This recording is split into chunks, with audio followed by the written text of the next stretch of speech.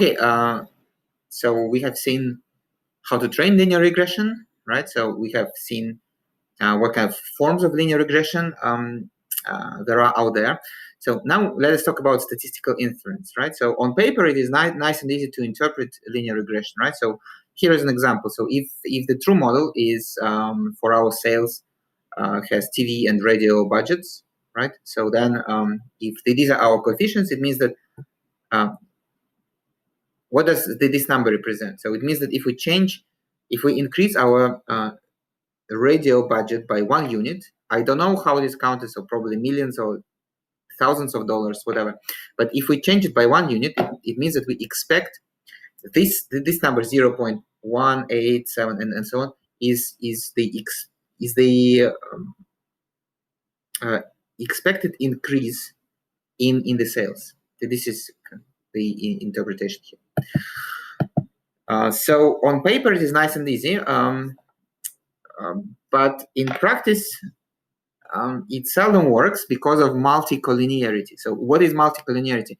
So multi-collinearity does not mean the perfect multi-collinearity, right? So perfect multi-collinearity is when columns of our matrix X are linearly dependent, right? So recall that in practice it happens in two cases: when either we have too many columns, so which means too many predictors, or if we have some dummy variables and we converted categorical variable with k values to k dummy variables. So in order to solve it, we need to actually use only k minus 1 values. So what I'm talking about here is that when two or more variables are highly correlated, but not perfectly. So the correlation is not precisely 1, but it is close to 1. So here is an excellent example. So this is a data set from Introduction to Statistical Learning. So we have some cars. So every record here is a particular model of a car. And we measure the number of cylinders, engine displacement, and so on. So MPG means this is miles per gallon. So this is like fuel efficiency. So and this is the correlation table, right? So this is the P by P matrix. So and every entry here is the correlation coefficient, right? And correlation coefficient. So 1 means that perfectly correlated. So of course every variable correlates with itself perfectly. So which is why we have 1s on the main diagonal here. At the same time, even numbers beyond the main diagonal are just very high. So like correlation of displacement and the number of cylinders is is not perfect. So which means that linear regression is not going to break. It's going to actually work, but it's very high, 0.995, which makes perfect sense, right? Because when you produce a car, so bigger engine means more cylinders, right? So bigger engine, if you look at engine displacement and horsepower, bigger engine means more powerful. I don't know, bigger engine means it's less fuel efficient. It's going to be bigger engine means less miles per gallon. Makes perfect sense. So now let us try to construct some statistical models. So if we train a linear model for fuel consumption, right? So we are trying to predict fuel consumption in terms of the rest. So it looks like what we actually care about is number of cylinders, horsepower, weight. So more horsepower, less fuel consumption. But if you think a little bit about it, then you will realize that when you produce a car, so the only thing that manufacturers of a car can control is actually the engine displacement.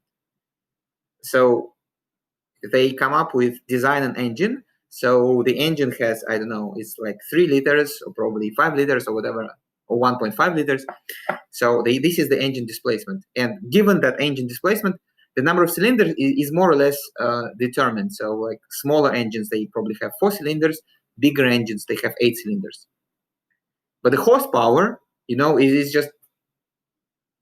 is more or less like this. So bigger engine means more powerful. So it cannot really be controlled directly. So we cannot just, with the same engine displacement, increase the horsepower or decrease the horsepower to get higher fuel or lower fuel consumption. It doesn't make sense. The only thing that we actually control here is engine displacement, and so which means that probably a more reasonable, more realistic model consumption is just use engine displacement as the only predictor. So then it makes perfect sense. Then you can interpret it. So you see that as far as I remember, so here engine displacement is measured in cubic inches in this data set. So you see that every extra cubic inch gives you, well, a reduction in miles per gallon. This is the reduction in miles per gallon. Now, well, what I'm trying to say here is that multi-collinearity is a huge abstraction for statistical inference, right? So if your data set is multi-collinear, then you cannot really put everything into a linear model and interpret it. It's just impossible because change in one variable affects change in other variables. So let us see if multi-collinearity affects prediction. So let's just try. So we are going to split the whole data set into training data and test data. And I'm going to train a linear model to predict miles per gallon with all available features. So remember that they are highly collinear, right? So, and this is the training error and training set error, and this is the test set error. Of course, the test set error is higher. So this is only reasonable that the training set error is lower than the test set error. It's always like this. But we see that it's not really much higher. So, it's a bit more. Probably it could be improved. I don't know, but it doesn't look unreasonable, right? So it's not like it's 30 or something. It's just a little bit higher.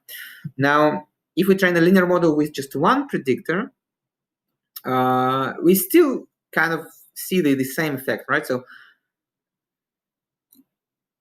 the error is bigger than for many predictors, which probably makes sense. So apparently engine displacement does not really catch everything here. So we can improve prediction by including more variables into our model.